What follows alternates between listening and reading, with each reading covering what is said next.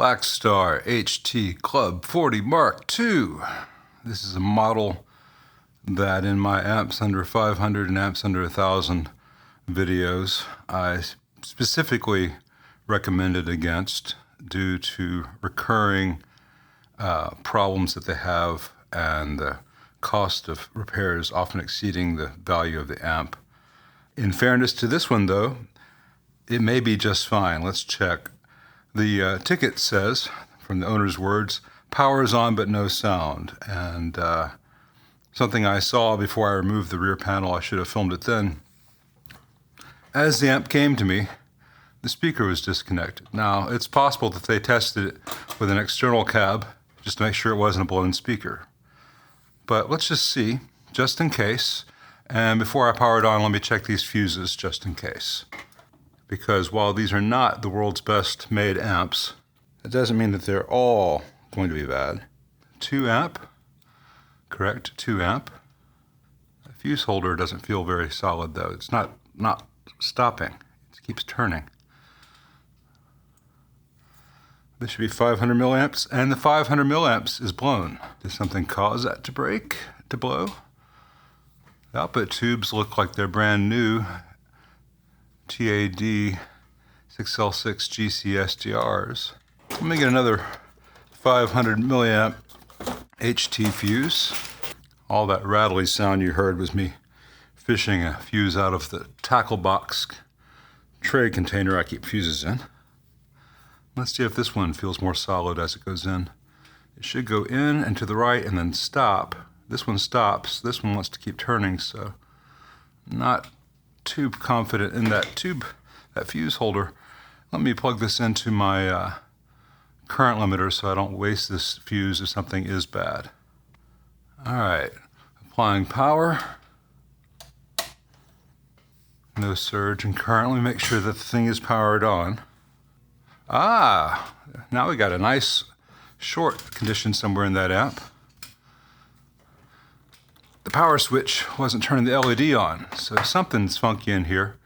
It's not that the owner forgot to make sure the speaker is plugged in. Though, I was hoping that was the case and that the amp would be fine, because if it was just a matter of plugging the speaker and strumming a few chords, I wouldn't have charged him for that. I'm a nice guy. But time to pull this and see what's up. All right, I pulled the tubes, the output tubes, because they're taller than the transformers. I wanted to lay it down. And when I did that, I found at least part of the problem, probably the cause of any problems in this amp. And it's partially the owner's fault and partially Blackstar's fault. So this 6L6 was put in incorrectly. There is let me find my little screwdriver. There's a little notch here in this opening, right here between pins 1 and 8. We call that the keyway. And I'll show you on the other tube. Both tubes have their keyways broken off. We grab a different tube. This is a 6V6, but it has the same keyway. You can see right there, there's that little ridge in the middle. That's the key. That lines up to the keyway. So if I try to put it in a different way, it won't necessarily want to go in. You got to line that slot with the key. The trouble that's Blackstar's is that these ceramic sockets are usually made to slightly tolerances, and you can just force a tube in different orientations. So here, you can see the key way. You can push it in there, you can push it all around. On a better quality socket like a Belton or some phenolic sockets out there, the opening is too tight. The key will only go in this hole if it's lined up. So you can see here where the ceramic has actually been a little bit marred from the insertion of that tube incorrectly. So it broke, the keyway was broken off both tubes. Needs a new pair of 6L6s. And when he put this tube in here incorrectly, all the pins were off by 1. So what would have been at pin 8 was really at pin 1, and everything went off by 1. And, or maybe I got that the other direction, it's upside down, but when that happens, voltage goes where it should not go, and you blow an HT fuse, and let's flip it over and see if anything else was damaged.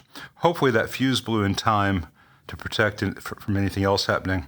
And there's still the issue of the mains fuse not stopping it. It keeps wanting to turn. Well, the good news for the owner is I did not see or smell anything burned in the rest of the amp.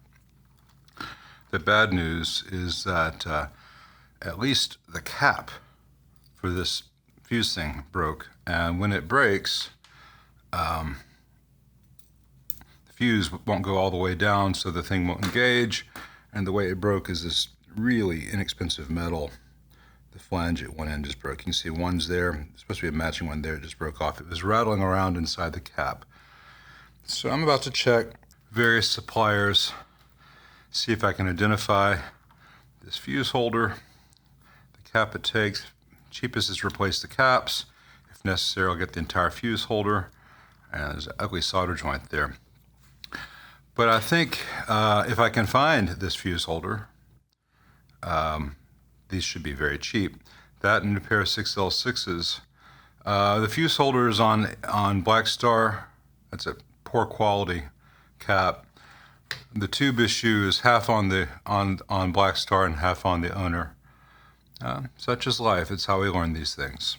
So once I get the fuse situation sorted out and get some new tubes in here, we'll see how the amp is otherwise, but it's probably going to be okay for a while.